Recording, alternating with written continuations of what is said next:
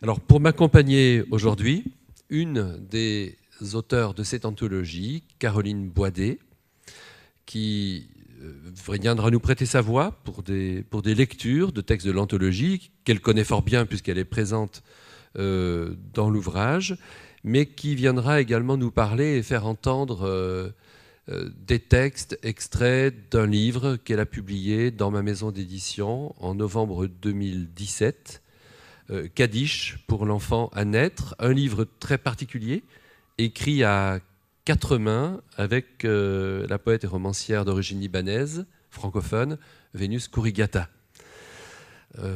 Alors peut-être quelques mots d'abord pour te présenter, Caroline. Tu es née dans une famille d'origine juive algérienne, tu es née en 81, et dire cela, ce n'est pas en soi déterminant, mais ça donne déjà un sens à ton travail et à tes orientations, à ta philosophie de la vie, à la manière dont tu regardes la littérature et le monde. C'est-à-dire que tu es une femme éprise du dialogue entre les cultures et qui voudrait pouvoir vivre dans un monde où les communautés, les religions, les êtres, les langues, les cultures et les générations puissent cohabiter de manière harmonieuse. C'est aussi cela que nous raconte ton Kadish pour l'enfant à naître. Je signale au passage donc que ce livre écrit à 4 mains avec Vénus Kourigata est un texte qui fait cohabiter 2 femmes d'origine, de générations différentes, d'histoires très différentes, mais vous l'avez écrit ensemble. Et ce livre tourne autour de la question du désir, de la vie, et en l'occurrence de la maternité, mais aussi de la mort. Est-ce que tu peux nous en dire quelques mots? Et plus tard dans la conférence, on entendra bien sûr ce texte magnifique. Avec plaisir. Merci Bruno pour cette présentation. Le Kadish pour l'enfant à naître, qu'on a écrit donc à 4 mains avec Vénus Kourigata, est né déjà de notre rencontre à toutes les deux. Vénus, j'ai été évidemment admirative, comme vous pouvez l'être, de son œuvre. Une quarantaine d'ouvrages, autant de romans que de poésie. Une poésie d'une immense beauté, d'une grande force, d'une grande sensualité.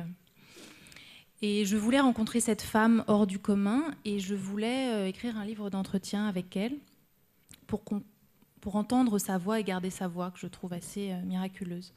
Et puis au fur et à mesure de nos conversations, elle s'est surtout intéressée à moi au fond et elle m'a dit « mais vous écrivez ».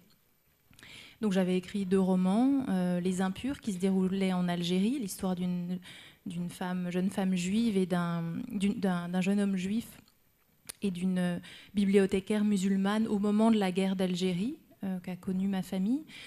Et elle m'a dit « mais vous écrivez de la poésie ». Je commençais à peine et elle m'a encouragée à en écrire. Et Vénus, quand elle est présente et quand elle insiste, il ne s'agit pas de lui résister.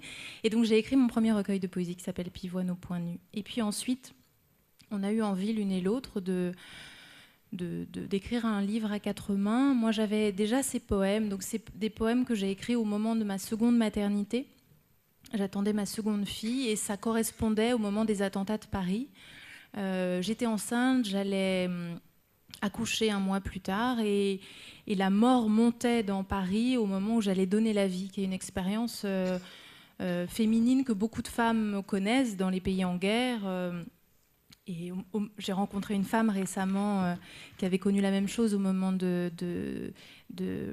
en 2001 à New York. Donc voilà, cette expérience de vie extraordinaire au moment où la mort monte et s'empare de notre environnement. Et donc c'est devenu ce Kadish de vie, Kadish pour l'enfant à naître, qu'elle a désiré, entouré de poèmes d'amour qu'elle avait écrits 20 ans auparavant pour son grand amour Jean Gatta, qui est son second mari. Donc des poèmes assez érotiques, très sensuels, qui enserrent ce Kadish pour l'enfant à naître, qui est un Kadish de vie, écrit pour cet enfant, et écrit aussi contre la barbarie, écrit aussi, parce que vous avez reconnu le titre, en hommage à Imre Kertész, ce grand poète, ce grand auteur hongrois qui a connu Auschwitz et qui a écrit Kaddish pour l'enfant qui ne naîtra pas, considérant qu'après l'expérience des camps, il n'était pas possible de donner la vie. Et moi, la vie, je l'avais en moi, je n'avais pas décidé, ce n'était pas un acte de résistance contre les attentats de Paris ou contre la barbarie, elle était en moi, il fallait qu'elle naisse et que ce soit la vie qui l'emporte. Je pense que ça vient aussi de ma culture juive, la vie envers et contre tout. Et donc je l'ai intitulé Kaddish pour l'enfant à naître, qui est profondément, je crois, un Kaddish de vie et d'amour. Merci Caroline. Alors on entendra bien entendu ce texte tout à l'heure, par fragments successifs. Hein, c'est comme cela qu'on a décidé de faire entendre ta poésie aujourd'hui. Et on va mêler les lectures de ce Kaddish pour l'enfant à naître d'une longue évocation de l'anthologie qui paraît cette semaine, La beauté éphéméride poétique pour chanter la vie, et qui est l'anthologie du 21e Printemps des poètes qui se déroulera début mars. Donc nous allons chercher le printemps avant l'heure. Et nous, voilà, en quelque sorte, nous venons dénoncer l'hiver, hein, tout simplement, et la grisaille. Les propos que tu viens de tenir nous laissent entendre qu'il n'y a pas d'appréciation de la beauté du monde sans une prise de conscience de son désastre. Et c'est l'objet de cette anthologie que de montrer que la beauté peut être présente à tous les âges de la vie, dans toutes les circonstances, qu'elle n'est pas affaire de personnes, de saisons de l'existence, de lieux, mais qu'elle est essentiellement affaire de regard. Elle n'est pas dans l'objet regardé ou la personne regardée. Intrinsèquement, elle n'est pas dans la personne ou l'objet regardé. Elle est dans le regard et dans la façon dont on regarde. C'est ainsi que nous avons décidé, Thierry Renard et moi-même. Alors Thierry Renard, j'ai eu l'occasion de le présenter l'an dernier, il est éditeur, il se définit lui-même comme un agitateur poétique dans la région de Lyon. Il dirige un centre culturel qui a vocation à porter la poésie dans les quartiers, notamment dans le quartier des Minguettes. Et c'est un héritier de l'éducation populaire, et c'est quelqu'un qui considère que la poésie doit jouer un rôle majeur dans notre vie, dans notre société, et qui tente de la porter de toutes les manières qui soient. Il est donc à la fois animateur culturel et puis en même temps éditeur, et nous avons établi ensemble cette anthologie. Et nous avons donc imaginé une anthologie conçue sur le mode d'une éphéméride. Éphéméride, le mot est féminin. Une éphéméride. Une éphéméride pour chanter la beauté de la vie et la chanter sous toutes ses saisons. Ce livre rassemble 105 poètes. 105, c'est considérable. Hein. Vous êtes en droit de me dire, mais pourquoi ne pas s'arrêter à 99 ou à 100 ? Ben c'est parce qu'on n'y arrive pas. C'est parce qu'à un moment donné, le fait de devoir exclure des auteurs que l'on aime, des textes que l'on a lus, est un crève-cœur. Et donc nous sommes allés aux limites de ce qui était possible. 105 poètes, dont la moitié sont des femmes. Les 5 continents y sont représentés. 60 auteurs français, 55 auteurs étrangers.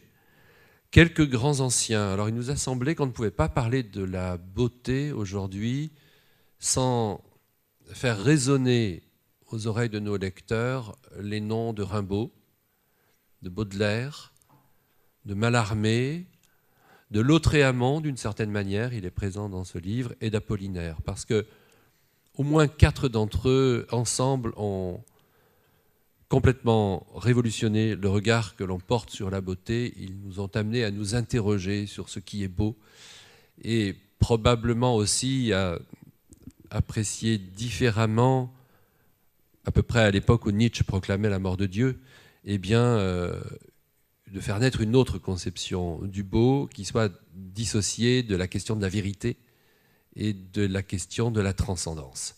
Donc ça, ce sont des points qui nous ont semblé essentiels. Et donc, ces 5 auteurs sont présents avec un poème. Et puis, on y trouve des auteurs français confirmés, comme Jean-Pierre Siméon, qui a longtemps dirigé le Printemps des poètes, des femmes comme Alban Gelé, Valérie Rousseau, Claude Bert, que j'ai reçu ici, à l'Université permanente, ou bien Bernard Noël, qui est un poète très important, qui a près de 90 ans, Frédéric Jacques Temple, qui est le doyen de cette anthologie, qui a 98 ans, et qui me disait l'autre jour encore au téléphone, tu sais, ça va arriver, mon livre est presque prêt, là. Voilà. Et je n'ose pas lui dire, mais il y a 10 ans, tu me disais déjà, je suis en train de faire mon dernier livre. Et il est constamment comme un enfant émerveillé devant la vie, à 98 ans. Donc c'est des choses magnifiques.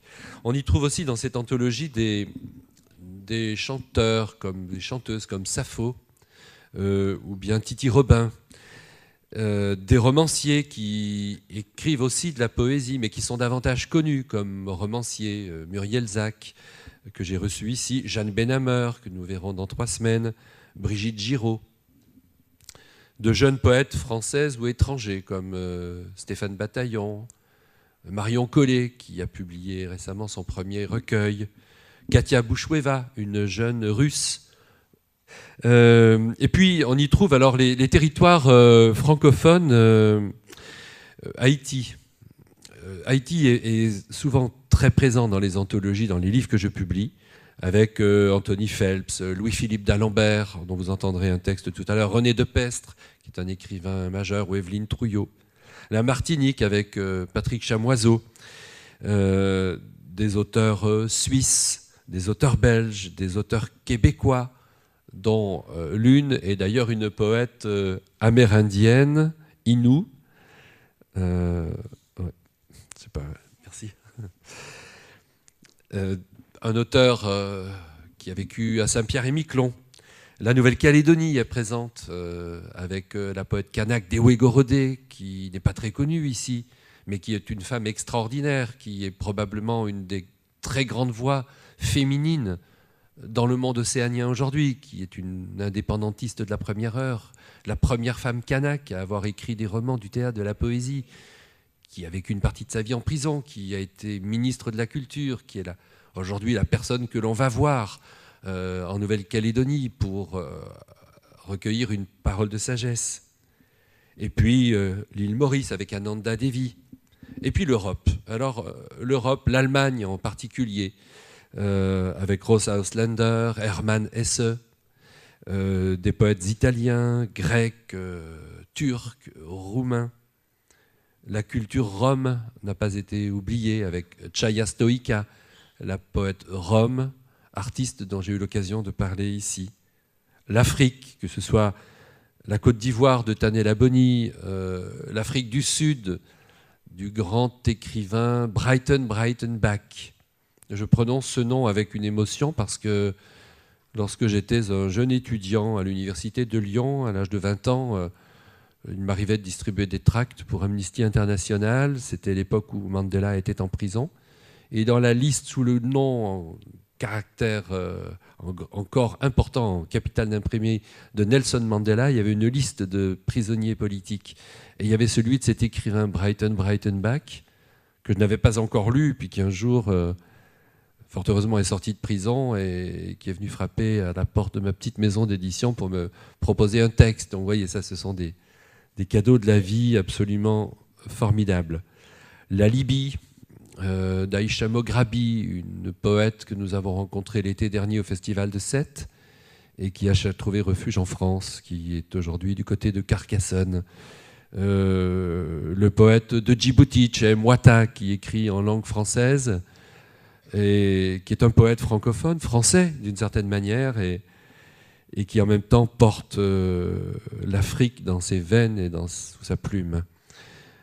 L'Asie, avec la Chine de François Cheng ou de Xu Shai, un jeune poète chinois que l'on voit souvent sur des plateaux où se produisent les poètes en France. La Corée, avec une poète, je n'aime pas bien dire poétesse, une poète qui s'appelle Moon Chong-hee, dont je vous ai déjà parlé, et on vous fera entendre un texte incroyable de Moon Chong-hee tout à l'heure. Le Japon, Et puis l'Amérique latine, je vais quand même ne pas me priver du plaisir de vous dire qu'il y a dans ce livre un inédit d'Octavio Paz, prix Nobel de littérature en 1990, je crois que c'était 90, et c'est un texte qu'il m'a envoyé peu de temps avant de disparaître, et voilà, que je n'avais jamais sorti de mes archives, donc il est dans le livre. Et puis le Proche, le Moyen-Orient, avec la Syrie d'Allah Mohammad, l'Égypte d'André Chédid, et puis un artiste. Alors un artiste à part entière, Robert Lobet, qui va apporter avec des estampes et des gravures, donner une identité à chacune de ces sections. Alors nous allons entrer tout doucement dans ce livre et nous y entrons avec un peu d'espièglerie éditoriale, puisque ce texte est un santon, est un acrostiche, la beauté, vous le voyez, qui tout simplement permet de réunir plusieurs poètes du livre, 8 poètes du livre. Hélène Cadou, c'est avec elle que nous ouvrons cet acrostiche. Breiten Breitenbach, Laurence Verret, Christian Viguier, Dalia Ravikovic, François Tcheng, Fabienne Sviatli et Frédéric Jacques Temple. La beauté invisible du monde attend en chancelant. Briser l'oracle tel un pavot rebelle, enfermer la beauté dans la beauté, attendre le printemps, un seul battement de cils et 1000 papillons, trouver les mots qui réconfortent et ne vouloir jamais mourir. Je n'ai fait que prendre un vers à chacun de ces auteurs. C'est un exercice assez simple, mais qui nous rappelle quand même, je le dis au passage, que les premiers outils... C'est étonnant ce qui se passe. Voilà. Les premiers outils du lecteur se nomment colle et se nomment ciseaux. Voilà. Ouais, c'est une sorte de verrouillage qui se produit, je ne sais pas pourquoi. Oui, les premiers outils d'un lecteur, ce sont les ciseaux et la colle. Les mots sont à tout le monde et un écrivain n'écrit jamais sans les mots de ceux qui l'ont précédé. Voilà. Et je dis parfois aux enfants, les mots sont libres, ils sont gratuits et ils sont à tout le monde. Et les enfants cherchent ce qui est libre, gratuit et à tout le monde. Et n'osent pas dire l'eau, le soleil, l'air. Les mots le sont davantage, en tout cas. Et nous entrons dans le premier mois, janvier. Chanter ce qui naît, s'émerveiller devant ce qui advient,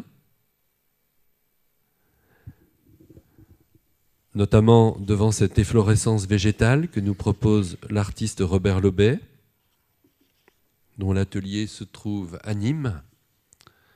C'est quelqu'un qui a fondé les éditions de la Margeride et qui, depuis 30 ans, c'est un monsieur qui a 60 ans aujourd'hui, depuis 30 ans, son travail accompagne au quotidien le travail des poètes. Il a commencé avec Michel Butor, il a poursuivi avec André Chédid, et quantité de poètes, plus de 100-150 livres d'artistes réalisés, puis une œuvre personnelle de premier ordre, une œuvre qui est tout entière vouée, bien sûr, à la beauté. Pour ouvrir cette anthologie, une phrase de Rainer Maria Rilke. « Tu dois donner naissance à tes visions. Elles sont faites du futur qui attend ta naissance. » C'est beau et ça donne à penser, bien évidemment. Alors, nous avons décidé d'ouvrir ce livre avec un texte que vous connaissez sans doute, qui est le poème d'Apollinaire, Zone. Zone, qui est le premier texte d'alcool publié en 1913, du vivant d'Apollinaire, qui est mort en 1918. Texte qui révolutionne en quelque sorte la poésie française et qui est entré dans le domaine public depuis quelques mois, et nous en avons publié 4 pages magnifiques, qui sont les 4 premières pages du recueil. Et puis un texte de Jean-Marie Berthier, que j'étais venu présenter ici même il y a un an. Un texte dédié à ces petits-enfants, Mathis et Chloé, que j'avais eu l'occasion de lire devant vous. Et on arrive assez vite sur une page où il est question de la poète syrienne Ala Mohammad. Nous allons entendre ce texte intitulé « Les Syriens aiment s'asseoir à la fenêtre ».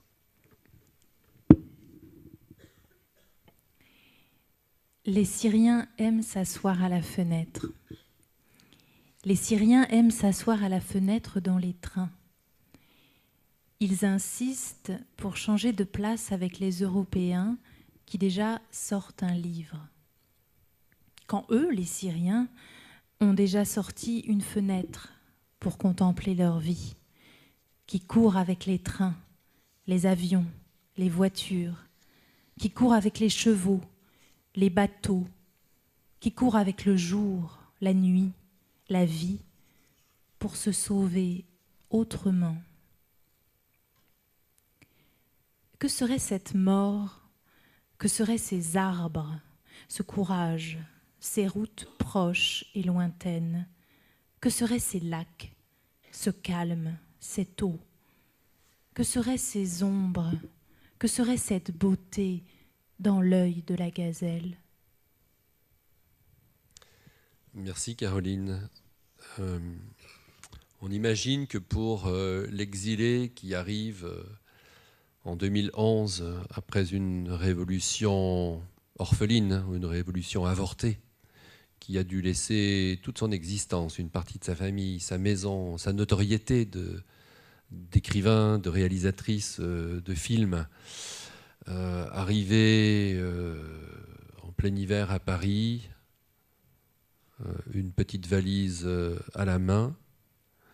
Si l'on veut survivre, il faut pouvoir conserver intacte sa capacité d'émerveillement et il faut pouvoir être capable d'aller chercher la beauté, de réinventer la beauté. Et même si on ne sait pas à quoi rime la vie dans ces moments-là, il faut savoir à quoi rimer son regard. Et donc c'est ce qu'elle a fait. Nous connaissons l'un et l'autre Ala Mohammad, qui est une femme formidable. Une personne qui est dans la salle m'a même dit l'été dernier, mais il faut absolument que tu fasses venir Ala Mohammad et Caroline Boidet à Sète, voilà, à Nantes. Alors j'ai tenu la moitié de ma promesse aujourd'hui et je tiendrai l'autre moitié de cette promesse l'année prochaine. Nous ferons venir Ala Mohammad, qui est une poète absolument remarquable. Février, il nous a semblé qu'il fallait basculer vers le carnaval des grimaçants, et demander à Robert Lobet aussi de travailler sur cette thématique à sa manière, peu figurative. Convoquer Paul Gauguin, qui nous dit avec une pertinence extraordinaire que le laid peut être beau, le joli jamais. Il y a une espèce de radicalité dans ce propos et de justesse qui nous rappelle qu'à la fin du XIXe siècle, des artistes en peinture, mais en littérature, en poésie, ont annexé des franges de la réalité du monde qui étaient étrangères au champ de la beauté. Et nous avons voulu le faire avec Baudelaire, parce que Baudelaire est probablement celui qui est allé le plus loin en poésie dans cette reconnaissance d'une beauté qui pouvait être triviale.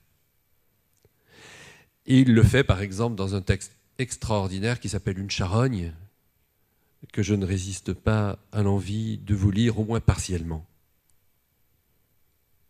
Rappelez-vous l'objet que nous vîmes, mon âme, ce beau matin d'été si doux. Au détour d'un sentier, une charogne infâme sur un lit semé de cailloux. Les jambes en l'air comme une femme lubrique, brûlante et suant les poisons, ouvrait d'une façon nonchalante et cynique son ventre plein d'exhalaisons. Le soleil rayonnait sur cette pourriture comme afin de la cuire à point et de rendre au centuple à la grande nature tout ce qu'ensemble elle avait joint. Et le ciel regardait la carcasse superbe comme une fleur s'épanouir. La puanteur était si forte que sur l'herbe vous crûtes vous évanouir. Les mouches bourdonnaient sur ce ventre putride, d'où sortaient de noirs bataillons de larves qui coulaient comme un épais liquide le long de ces vivants haillons. Tout cela descendait, montait comme une vague, ou s'élançait en pétillant. On eût dit que le corps, enflé d'un souffle vague, vivait en se multipliant. Et je vais directement à la fin du poème. Et pourtant vous serez semblable à cette ordure, à cette horrible infection, étoile de mes yeux, soleil de ma nature, vous, mon ange, ma passion. Oui, telle vous serez, ô la reine des grâces, après les derniers sacrements, quand vous irez sous l'herbe et les floraisons grasses moisir parmi les ossements. Alors, ô ma beauté, dites à la vermine qui vous mangera de baisers, que j'ai gardé la forme et l'essence divine de mes amours décomposés. Poème difficile à dire quand on a dans la tête depuis l'adolescence la façon incroyable dont Léo Ferré le chantait. Mes textes que l'on découvre, pour ma part j'avais 16 ans, et qui vous marquent parce qu'ils nous font comprendre, un peu comme une gifle au fond, que vraiment, comme je le disais tout à l'heure, la beauté est dans le regard et non pas dans la chose regardée, et qu'une usine qui fume dans une vallée peut être aussi belle et poétique qu'un coucher de soleil. C'est ça la grande leçon, et c'est une leçon qui est fondamentalement artistique. Alors nous avons dans ce chapitre des textes décalés, des textes qui parlent des clowns, des textes qui sont parfois criés, comme celui de Brigitte Giraud ou celui de Katia Bouchoueva. Et peut-être pourrions-nous faire entendre le texte de Marie Rouanet. Avez-vous vu la radiographie d'une main? Tu veux? Avez-vous vu la radiographie d'une main? Le squelette, innocent comme une main d'enfant, rayonne d'une beauté émerveillante. Tant de rondeurs et de creux emboîtés, tant d'engrenages doublés de cartilage nacré, liant entre eux des os d'apparence fragile, dont certains furent nommés selon leur figure: pisiformes, crochus, sémulinaires, cunéiformes, des noms de la mer, de la terre et du ciel. Et ses doigts, phalanges, phalangines, phalangettes, comme une comptine. Et ce pouce qui lentement au cours des airs a migré afin de se situer face aux autres pour accomplir les gestes de plus en plus précis nécessaires au vivre et, dès les origines, à l'art. Celui de la nuit des grottes, des outils décorés de traits abstraits, des énormes bisons à abattre avec ses silex translucides, beaux comme des fines feuilles de charme ou de saule, taillées par la main de l'homme. Cette main qui porte la plume, le stylo ou le pinceau, est aussi celle qui tente, par la beauté, de sauver le monde, comme le disait Dostoïevski. La beauté sauvera le monde, c'est l'objet de ce 3e chapitre, ce mois de mars, qui porte quand même le nom d'un dieu dans la mythologie gréco-latine, mais qui était aussi, enfin Mars est aussi le dieu de la guerre. Donc pour nous, Mars, c'est le moment où les poètes montent au créneau pour faire entendre leurs chants, avec cette estampe de Robert Lobet, à la fois végétale et on a l'impression de voir un entrelacement de bâtons. Et puis cette phrase de Cadou: la poésie est inutile comme la pluie. Et c'est avec cela, nous les poètes, que nous tentons de déplacer les lignes du savoir et surtout celle de la fatalité. Alors des poètes qui, justement, dans ce chapitre, tentent de débusquer la lumière. L'un d'eux, Jean-Pierre Siméon, nous dit « Je crois à une politique de la beauté. Elle serait devant les êtres et les choses, non pas seulement le mot juste, mais son frisson de feuillage sous l'averse. Une loyauté du cœur. Une délicatesse devant la mort, comme la précaution du chat devant la coupelle de lait. La beauté qu'il nous faut n'est pas une forme, une vie arrêtée dans son bond, ce geste froid qui nous éloigne de la crête de l'abîme.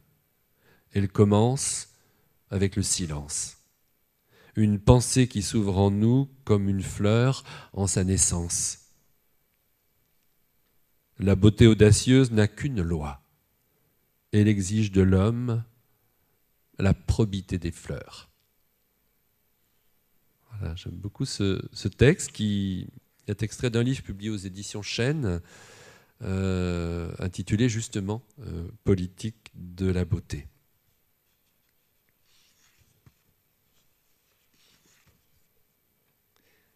Ou bien Stéphane Bataillon.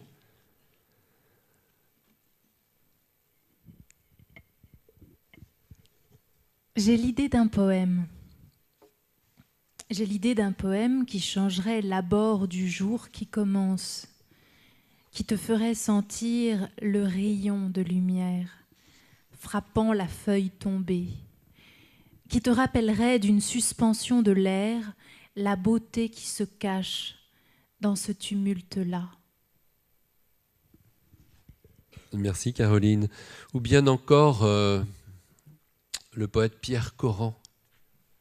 Pierre Coran, poète belge que bien des enseignants peut-être connaissent, ont rencontré dans des ouvrages de pédagogie, notamment pour l'école primaire, qui, du fin fond de sa Belgique, un matin m'a envoyé ce texte par la poste.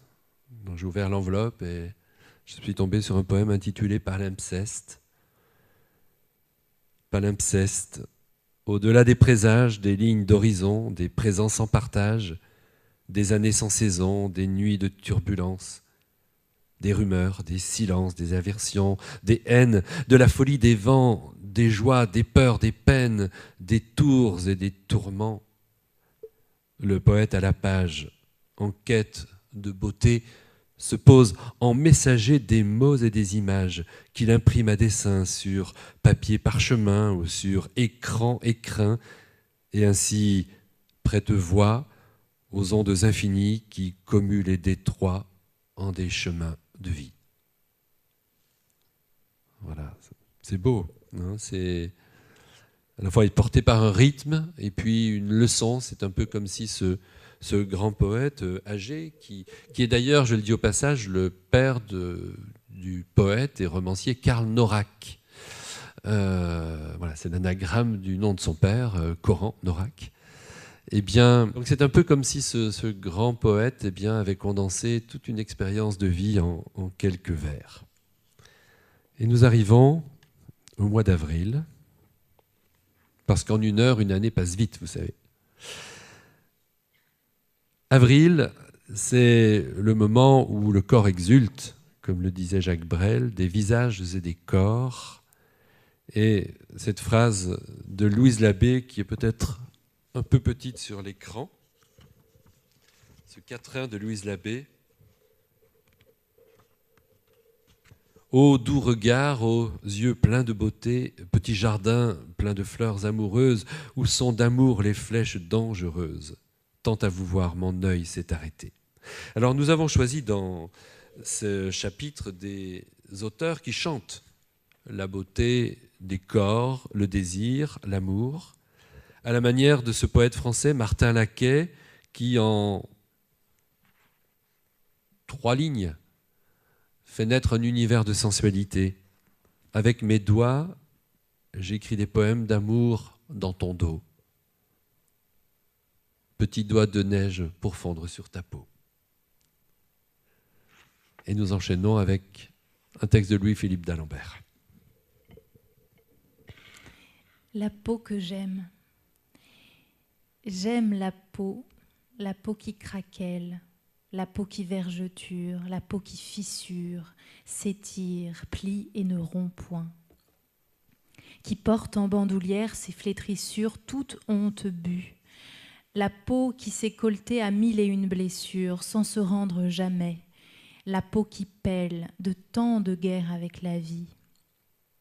J'aime la peau lisse, de fleurs à peine écloses, la peau vierge de toute égratignure, la peau au sourire de jet dans le noir, tour à tour mate et luisante, la peau albâtre et rose, la peau bridée d'inexpérience et de pudeur, prête à changer de grain et de couleur au moindre émoi. La peau vitrine sur l'intime, la peau aux allures de princesse, dans la fange la plus crasse, la peau catin, vautrée dans la soie. J'aime la peau marinée de luxure et de curiosité, la peau qui ne chichite point, qui s'étourdit de plaisir à y laisser la peau. La peau qui grince et continue d'avancer, la peau de vieille carrosserie, toute pleine des lustres d'antan, la peau qui nostalgise sans amertume, la peau éternelle assoiffée qui dit hier mais pense aujourd'hui plus que demain, la peau qui vit si m'en croyez, la peau hic et nunc, la peau d'impatience parée, ivre toujours de remonter le sang. J'aime la peau à l'odeur d'ylang-ylang, la peau à l'odeur de citronnelle au petit matin, ou quand le jour hésite, tergiverse, avant de basculer dans la nuit. La peau à l'odeur musquée, des mangues de l'enfance, celle à l'odeur de fruits exotiques, telle la pêche ou la pomme en cuisson. La peau de thé vert aromatisé d'ailleurs, la peau à l'odeur de sueur, puis de bougainvilliers. J'aime la peau par-dessus tout, qui a vécu la peau, qui s'est frottée avec allégresse contre 1000 autres peaux. La peau qui est peau, j'aime ta peau. Merci Caroline. Alors le thème de la peau, du contact avec la peau de l'autre, mais aussi de la peau perdue, trouée par l'impact des balles, ce sont les thèmes que tu abordes dans ce Kaddish pour l'enfant à naître. On va entendre 3 temps de lecture et le premier temps, nous l'avons choisi justement comme une sorte de prolongement de ce mois d'avril. C'est une lecture consacrée au thème du corps, du désir, de ces pas de deux que les danseurs nous proposent.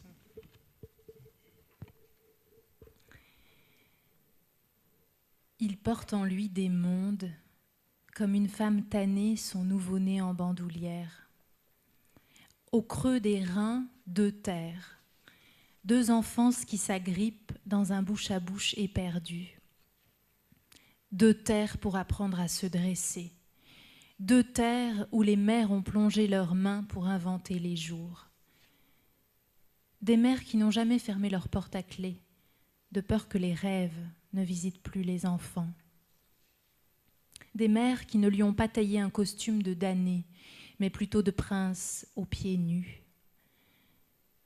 Dans sa bouche de gosse renversée vers le ciel, il y a toujours eu 2 langues pour étirer l'horizon.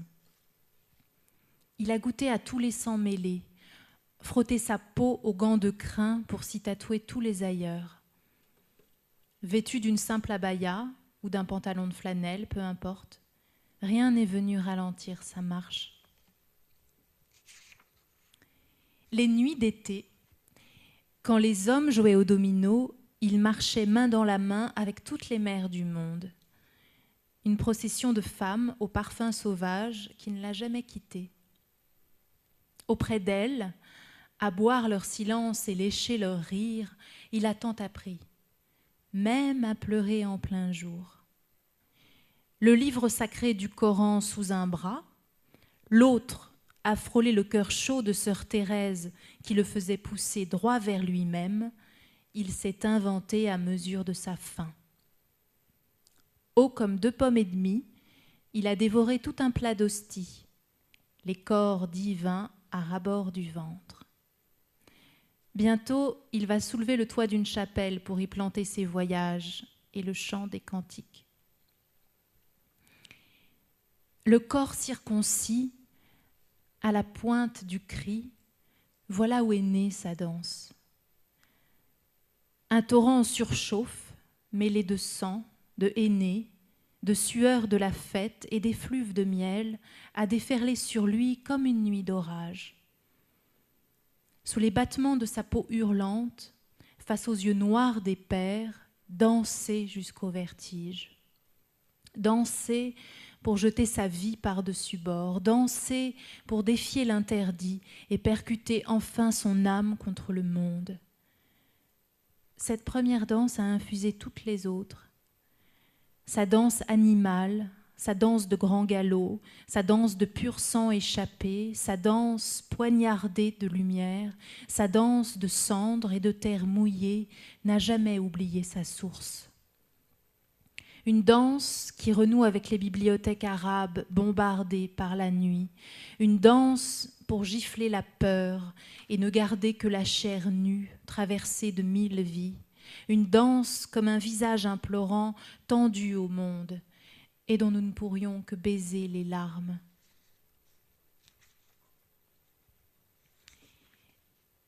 C'est auprès d'une louve aux yeux verts que ce prince aux pieds nus a repris souffle un jour de neige. De ses doigts de plume, la belle lui a ouvert le cœur comme un fruit. Les pointes dressées sur le tapis des rêves, leurs deux corps enragés se sont mêlés en une prise de parole primaire. Ces deux irréguliers, ces deux dissidents perfusés de beauté, vivent de la même liberté sans frein, toujours recommencer, de la même quête acharnée d'être soi au prix de tout. Aucun d'eux n'a cherché à retrouver l'équilibre. La louve ne cesse de chevaucher la nuit et murmurer dans la pliure des draps. Merci Caroline. Alors nous poursuivons avec le mois de mai. Le mois de mai, c'est celui peut-être où la nature exulte, donc un chapitre consacré à la beauté du monde, et c'est un chapitre qu'il était assez aisé à concevoir, puisque tant de poètes ont chanté justement la beauté de la nature, du cosmos, des choses les plus vastes et parfois des choses les plus élémentaires.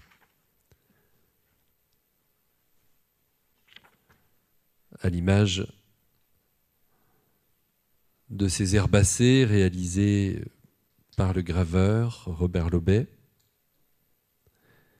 Et pour donner une profondeur à ce propos, eh bien, cette phrase de Virginia Woolf, « La beauté du monde qui est si fragile a deux arêtes, l'une de rire, l'autre d'angoisse, coupant le monde en deux. »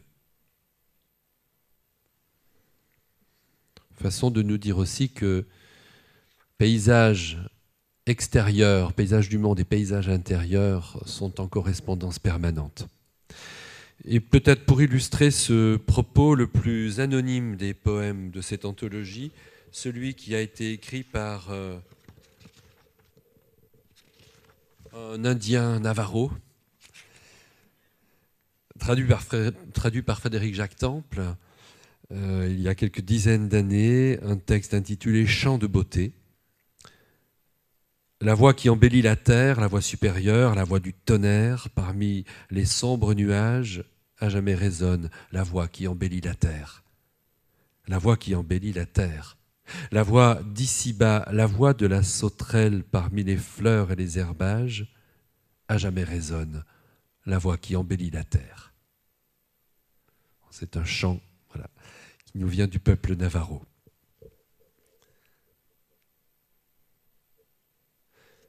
Juin, invisible beauté, liberté. L'idée, c'était d'à la fois dans ce chapitre de parler de la beauté intérieure et de cette espèce de liberté que l'art et la conscience, les liens entre liberté et responsabilité permettent de créer en nous êtres humains. Avec cette idée que, bien sûr, l'invisible, la beauté est invisible pour les yeux, l'essentiel est invisible pour les yeux. Et ce qu'exprime très bien cette phrase de Jacques Lucéran, on n'invente pas le monde intérieur, il existe pour nous ou il n'existe pas. Alors c'est vers ce monde intérieur que nous avons décidé d'aller dans ce chapitre. Nous l'ouvrons avec un poème très connu de Rimbaud, Aube, et puis assez vite des textes de François Tcheng et de Hélène Cadou. Ils sont en vis-à-vis dans cette page et puisque nous sommes côte à côte, eh bien nous allons lire chacun un des textes. Derrière les yeux, le mystère. Derrière les yeux, le mystère d'où infiniment advient la beauté, d'où coule la source du songe, bruissant entre rochers et feuillages, chantant en cascade les saisons renouvelées, chantant les instants de la vraie vie offerte, matin du martinet disparu, midi de la mésange retrouvée, longues heures à traverser le jour, un seul battement de cils et 1000 papillons prêts à s'enfouir parmi les pétales, prêts à durer tant que dure la brise, jusqu'à la passion du couchant, où les âmes clameront alliance, jusqu'à l'immémorial étang où rayons de lune et ondes d'automne referont un. Je n'ai jamais bien su le langage des vivants, et j'essaye en vain d'accorder mon âme à ceux qui parlent savamment. Vienne une autre vie avec sa corbeille d'espoir, j'y mettrai mes actions perdues, mes phrases dérisoires et cette étendue sans chaleur qui me sépare des humains. Nommez-moi les choses afin que j'apprenne à les tenir dans ma main. Donnez-moi le nom secret des êtres afin qu'en eux mon cœur pénètre comme une eau douce au mois de juin. J'écoute un chant qui ne peut plus s'éteindre, qui porte en lui tous les bonheurs et tous les cris. Est-ce une flûte? Est-ce une lampe que tu me tends, ô poésie? Je marche à la rencontre du jour et je vois la beauté invisible du monde, telle une haute flamme dans les regards amis. Vous avez entendu successivement un texte de François Tcheng et un texte d'Hélène Cadou.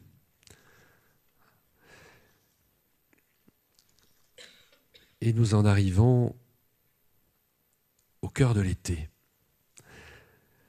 Juillet et la tyrannie du beau. Il nous a semblé qu'il était indispensable de montrer aussi que les codes de l'esthétique, de la beauté exerçaient une pression sur les individus. Et nous avons collecté des textes, majoritairement, il faut le dire, des textes de femmes, tout à fait formidables, qui crient cette violence qui est faite, cette tyrannie du beau, qu'exprimait déjà merveilleusement ce philosophe de l'Antiquité, puisque Zénon, au 5e siècle avant Jésus-Christ, nous disait que, la phrase est formidable, « La beauté est une courte tyrannie ». Et je propose que nous fassions d'emblée entendre un texte de Moon Chung-hee, la poète coréenne. En me maquillant, je finis de peindre mes lèvres en pourpre et dans le miroir je vois assise la princesse d'un pays assujetti.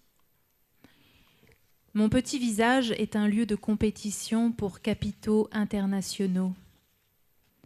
Le drame hypocrite, façonné par de riches industriels, est en réalité à son comble. Sur un territoire étroit flottent des drapeaux de toutes nations. La couleur en vogue cet automne est le sexy brown. Je mets du fard à joues selon l'instruction de Chanel.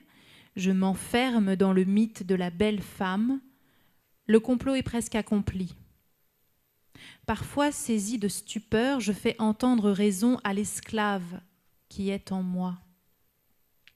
Mais l'envoûtant parfum artificiel et la vision illusoire causée par des couleurs tendres n'opposent aucune résistance depuis longtemps. Pour arrêter le temps avec les mains, le corps doit-il ainsi adopter le triste parfum ?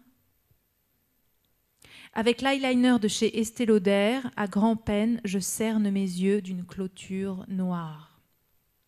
Je pose une goutte délicate de parfum Dior sous l'oreille pour terminer. La femme du pays assujettie, enfin prête pour sortir, se lève lentement, comme l'héroïne d'une tragédie.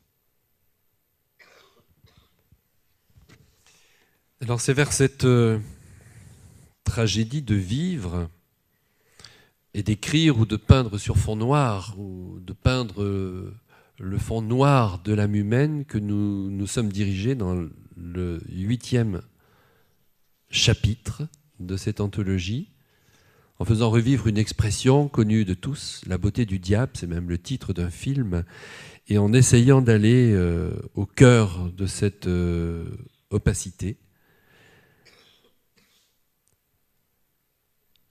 à la fois en images, avec Robert Lobet, en pensée, avec Rimbaud qui nous dit dans la lettre du voyant « Un soir j'ai assis la beauté sur mes genoux, je l'ai trouvée amère et je l'ai injuriée ». Et les textes que nous avons rassemblés partent justement de cet univers obscur, à l'image de Lautréamont, sur lequel s'ouvre le texte. Lui n'a fait que cela, justement sonder cette obscurité, et à l'image aussi de ces poèmes du Kaddish, qui évoquent la violence du monde, que ce soit lorsque tu t'adresses au peuple syrien, ou que ce soit lorsque tu évoques les attentats qui ont endeuillé la France le 13 novembre 2015, notamment avec le Bataclan.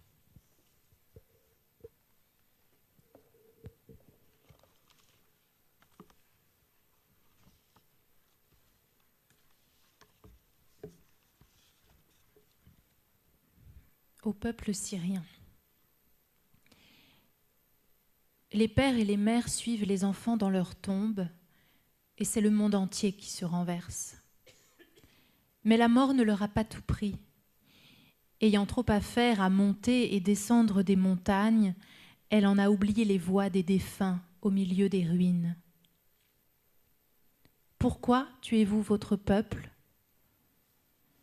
Marche contre marche, les clameurs des morts tentent encore de briser le siège. Hier pour la liberté, l'offrande des âmes et du sang. Seuls les traîtres tirent sur leurs frères. Les morts s'étonnent encore qu'ils tirent à balles réelles. Tandis que les adolescents torturés embrassent la botte du soldat, les expulsés s'entassent sur les routes menant on ne sait où. La révolution mange ses enfants. Avec Simave, on se demande s'il reste du sens aux mots et si, en ce moment même, il court aux trousses des nouveau-nés. Le vacarme des morts se réfugie dans un placard d'enfant et en tombe à cause du poids de son rêve brisé. Pendant que l'Occident dégringole en paroles de vent, surgit le visage de la honte, avec des yeux qui n'en finissent pas de raser les murs et, sous le regard des survivants, de blanchir le tyran. Donnez-nous à boire vos larmes. Dans la ville martyre, il reste des témoins, des pistes de caillasses blanches, des rangées d'oliviers, des champs arides, des herbes folles qui ont tout vu. Les miradors, les minarets ont perdu le sommeil, mais servent encore du café à la cardamome pour les fantômes de passage, en quête des vivants.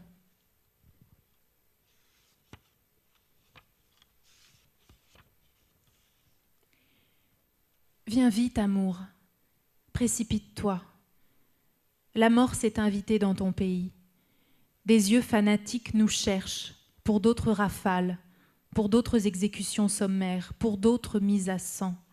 Viens nous rafraîchir de ta mise au monde, de ta féminité, de ta nudité, de ta liberté, qu'elle s'érige en loi, qu'elle se dresse fièrement. Permets que je m'appuie sur ton ventre bombé, que je puise au réservoir de ta joie, que nous séchions nos larmes sous les bombardements de tes cris de vie, sous les battements de ta promesse.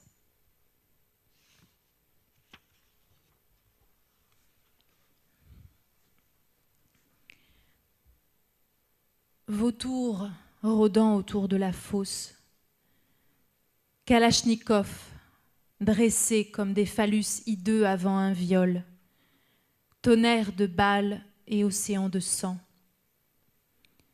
Mais croyez-vous sérieusement que je sois mort? Un corps troué, une jeunesse fauchée, la détresse de ma mère, mais croyez-vous que je sois mort? Vos nuits se sont invitées en plein jour, mais mon jour est intact. Mes nuits métissées de fêtes et d'oubli, de frôlements et de parfums, d'amitié et de coups d'éclat. Mes nuits rieuses de désir et de danse, d'eau de vie bue jusqu'à la lie.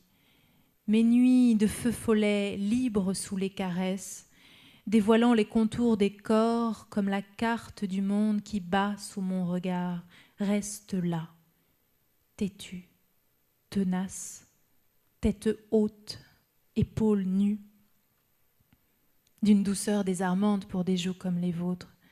Ce fil ne peut se rompre. Il court comme une ballerine de mon histoire à celle de mes parents, se confond à celle de mes frères en ferveur et de tout mon pays, les cœurs mêlés de la civilisation. Rien de moi n'est mort. Au moment du dernier souffle, ma main s'est ouverte comme un fruit. Tout mon trésor, tel un cabri au ventre bien arrondi, a couru au dehors pour se jeter dans les bras de mes frères d'âme et me survivre encore et encore. Merci Caroline. Si vous voulez approfondir cette question des relations qui unissent la beauté et la question du mal, parce qu'évidemment nous sommes là sur des termes qui paraissent se contredire et qui sont éminemment problématiques, lisez les 5 méditations sur la beauté de François Tcheng, publiées il y a une dizaine d'années aux éditions Albin Michel. C'était en 2006, 5 méditations sur la beauté. François Tcheng explique avec une langue magnifique et une simplicité et une profondeur étonnante que la beauté est imbriquée dans le mal à peu près aussi sûrement que la racine de l'arbre l'est dans la roche. Et il dit que c'est toujours face au mal que la beauté s'exprime, qu'elle trouve ses raisons de croître. Il ajoute également qu'il existe aussi dans le monde un usage terriblement perverti de la beauté qui procure beaucoup de souffrance. Et pour en donner une illustration alors flagrante ou déflagrante, ce texte très court du poète japonais Oyama Takami, qui était né à la fin du 19e siècle, qui a eu une longue vie, mais au cœur de sa vie, en 1945, il y a Nagasaki, il était là. Il fait partie des rares survivants de l'attaque nucléaire d'août 1945. Donc il est l'un des survivants irradiés qui, tout au long de sa vie, continuera à se battre contre le nucléaire militaire par la poésie. Et voici ce qu'il écrit dans un tanka. Un tanka, c'est un poème de 5 vers. La boule de feu bleu, sur le moment je n'en vis que la beauté. 73 884 atomisés morts, je ne le sus qu'après.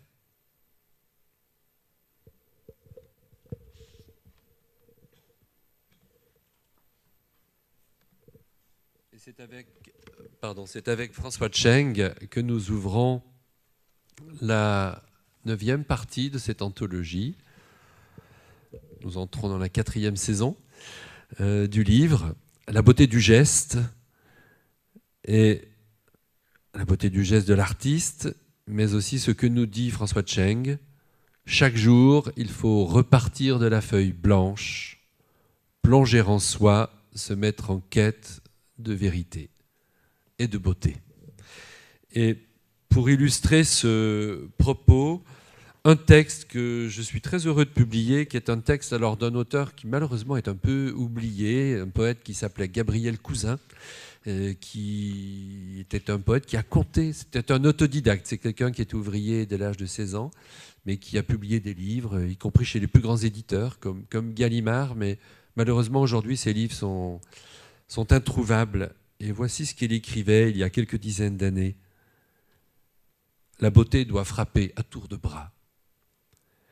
Je suis mort depuis longtemps, tout autour de mon souvenir, la beauté viendra frapper à tour de bras. Partout dans le monde, les enfants de nos arrière-petits-enfants referont notre planète. Je les sens replanter l'herbe et les arbres. Je les vois nettoyer les mers et les rivières. Je les entends reboucher le trou de l'ozone. Je les sais réguler la population terrestre. Je les devine s'assemblant pour des élections mondiales. Je puis me dissoudre tranquillement. Après ma mort, les temps viendront où la beauté frappera à tour de bras. Partout sur la terre, la moisson de la beauté mûrira. Partout naissent des adolescentes dont les formes tissent les mailles où se prend le cœur de la paix. Partout se lèvent des adolescents dont les muscles captent la lumière de la tolérance. Je puis disparaître sereinement, à tour de bras. La beauté assaille sans relâche les hommes et les femmes de ce temps qui écoutent et parlent ensemble, qui offrent leurs yeux et leurs lèvres. Je ne suis pas mort. La beauté a frappé à tour de bras. Formidable, hein. C'est un texte d'une actualité incroyable, tant par les problématiques sociétales qu'il évoque que par les problématiques écologiques. On a l'impression que c'est écrit aujourd'hui, mais c'est un monsieur qui a écrit ça dans les années 60, 70. C'est ça aussi la force de la poésie, hein, c'est d'être capable comme ça de nous projeter vers l'avenir d'une manière extrêmement fulgurante et avec une acuité de sens qui parfois nous désarme. Octobre et la beauté des choses, avec cette belle nature morte de l'artiste Robert Lobet. Cette phrase de Fernando Pessoa qui nous dit que la beauté est le nom de quelque chose qui n'existe pas et que je donne aux choses en échange du plaisir qu'elles me donnent. La beauté est le nom de quelque chose qui n'existe pas et que je donne aux choses en échange du plaisir qu'elles me donnent. Voilà. Quand on entend une phrase comme ça, on a 12 ans, 13 ans, on a envie de la noter comme les adolescents le font sur un carnet pour pouvoir mûrir, grandir avec cette phrase, et on la reprend le lendemain et on entend encore autre chose. Ça fait partie de ces phrases qui n'en finissent pas de dire ce qu'elles ont à dire. Voilà. Et nous allons aller vers le texte le plus simple de ce corpus, celui de la poète rome Chaia Stoica, la petite rescapée des camps de la mort, où elle a été déportée à l'âge de 8 ans, qui s'enfermera dans le silence jusqu'à l'âge de 50 ans, et qui à 50 ans décide qu'il est temps d'apprendre à écrire en allemand pour pouvoir laisser une trace dans la langue du génocidaire de ce qu'elle a vécu quand elle était petite fille dans les camps d'Auschwitz ou de Bergen-Belsen.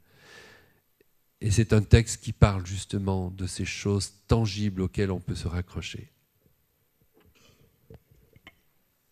Porte d'entrée. Porte d'entrée.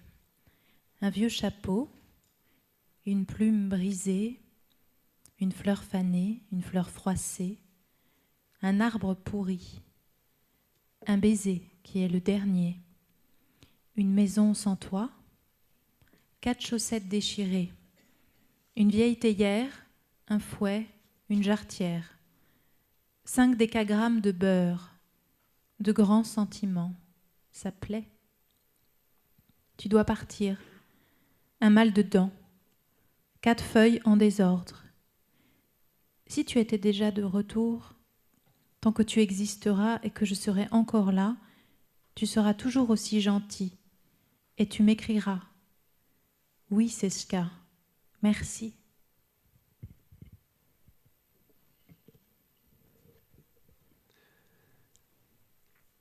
Alors, entre ce texte, l'auteur qui l'a écrit, et le chapitre suivant, le lien est plus que probant.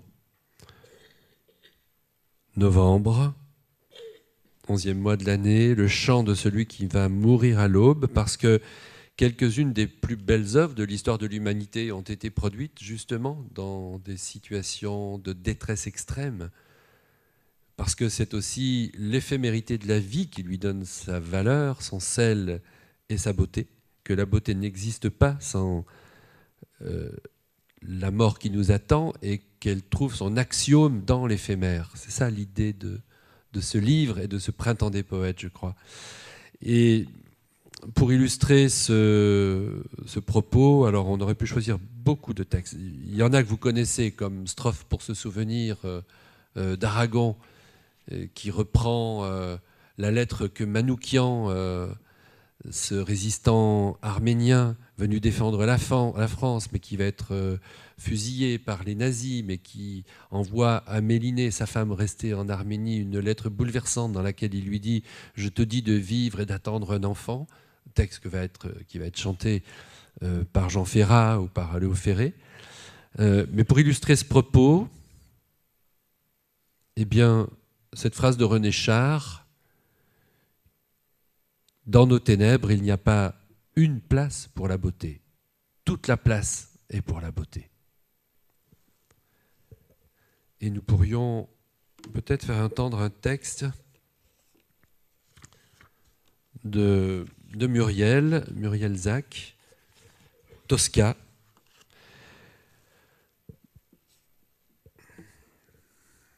Comme je partage le quotidien de cette romancière, plusieurs fois je lui dis « Mais pourquoi tu n'écris pas des poèmes ?»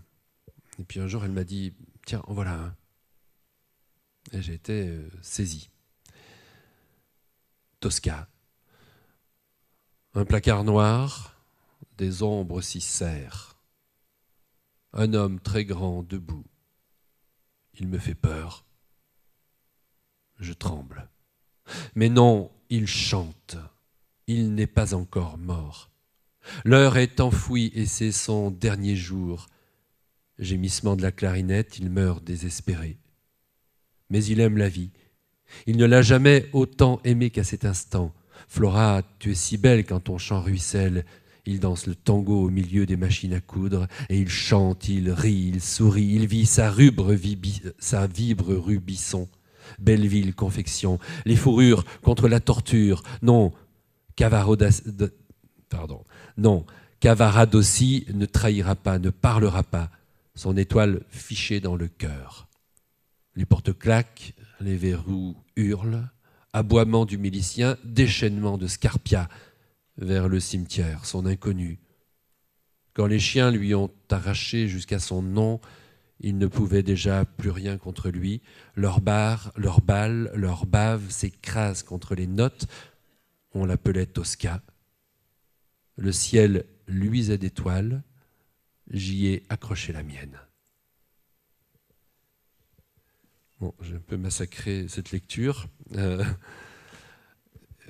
Mais j'entends encore une lecture qu'elle avait faite avec, en fond, justement, la musique de Tosca, et c'était quelque chose de très, très poignant.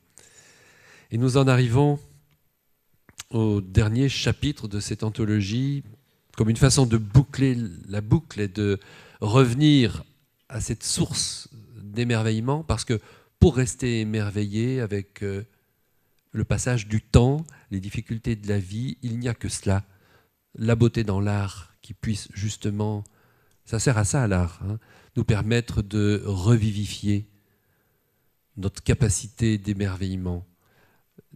L'art est ce qui nous permet de refaire notre joie au quotidien, comme on fait chaque matin son verre de jus d'orange ou sa gymnastique.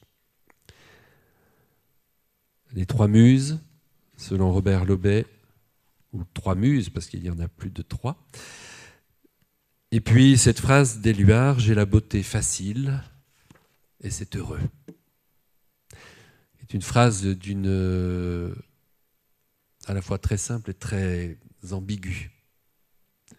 mais il faut l'entendre dans toutes ses acceptions. Hein. J'ai le désespoir facile, et heureusement que la beauté est là pour nous en sauver. Est-ce qu'il y a, Caroline, un texte que tu as envie de lire ?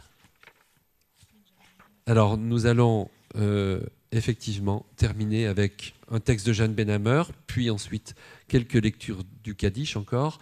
Mais Jeanne Benhammer, c'est une façon d'annoncer sa venue, puisque le texte que nous allons lire, et qui est le dernier poème de cette anthologie, est extrait du livre dont elle parlera demain sur France Inter, « L'exil n'a pas d'ombre ». Qui est aussi le titre de ce poème, « L'exil n'a pas d'ombre ». Il n'y a que dans le livre que j'arrivais à marcher en paix. Je marchais dans les signes, mon corps était emporté. J'allais et je vibrais toute. Mon sang était vif sous ma peau. Oh, que j'aimais l'aventure de lire les signes. Oh, ma joie, toute ma joie. C'est ma joie qu'ils ne supportaient pas. Sans eux, ma joie. Sans eux, une joie pour une fille toute seule. Ils ont déchiré mon livre. Dans mon livre, je voyais ce que les yeux ne voient pas. Des images et encore des images. C'était ma force, ma merveille. Le livre a ouvert en moi des portes immenses. Plus rien ne peut les refermer. Plus rien. Ils l'ont déchiré, mais les portes battent à l'intérieur de moi. Rien ne peut refermer ce qui a été ouvert. Je veux découvrir. Je veux continuer l'aventure du livre, découvrir, découvrir, devant moi, autour de moi, le sable fin, si fin que parfois j'ai l'impression de marcher dans la poussière. Il faut écrire dans la poussière. Dans la poussière, c'est là qu'il faut écrire son nom. Merci Caroline pour cette belle lecture. Et nous allons terminer avec les poèmes les plus tendres, les plus chargés d'espoir de ce Kaddish pour l'enfant à naître, puisque ce sont justement ces poèmes consacrés à l'enfant qui naît, qui est une façon de nous ramener aussi au début de ce propos, avec l'émerveillement devant ce qui advient. Notre lignée a tenu à un fil. Juif, miraculé du siècle passé. À nos pieds, la mort a coupé net sa course. Elle s'est figée sur le seuil en fermant ses paupières. Alors cet enfant va naître. Il n'y aura pas de négation à mon titre.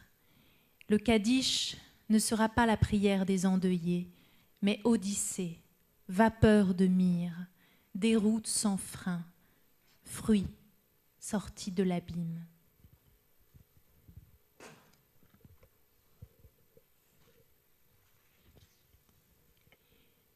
Mes seins moelleux, de lessive et de lys, coulent. Ils pleurent de joie, ils pleurent de ton attente. Ils se fraient un chemin dans les eaux, espérant ta bouche, leur point du jour.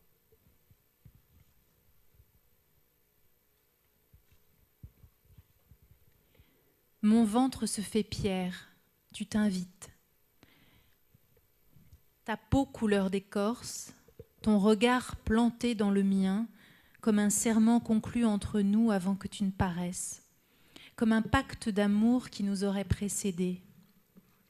Un regard qui passe le mur du son et du temps, par-delà les bruits de métal, un lien scellé comme un coup d'épée dans mon passé qui s'impose et m'oblige.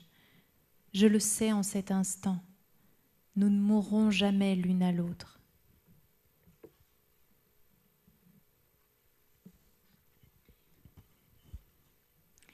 Tes yeux pirates me vérifient au moment de t'endormir, de peur que je ne sois déjà loin.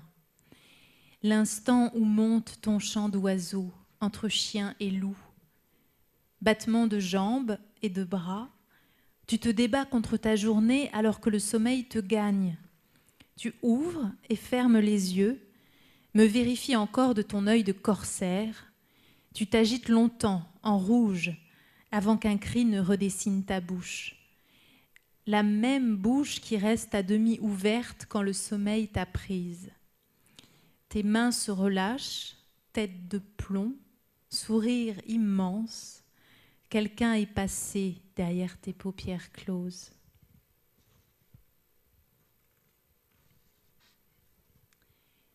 Tes pieds s'arquent comme un oiseau en serrerait la branche.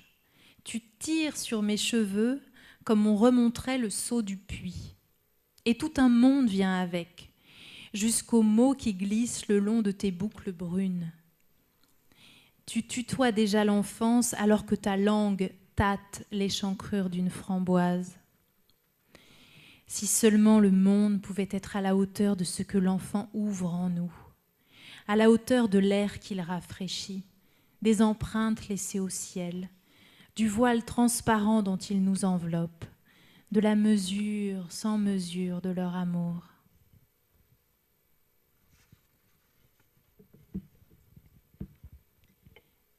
Ma belle, tu pleures de mon départ, tu me voudrais à toi, ne plus quitter ta terre d'élection.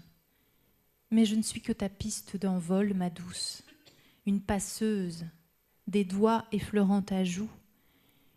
Sa vie en propre, un désir que tu amasseras toi aussi, les joues chaudes de désir. Du haut de ton petit corps, tu le devines déjà que la vie est taillée pour toi. Alors coupe, amour, où ça te chante. Merci Caroline.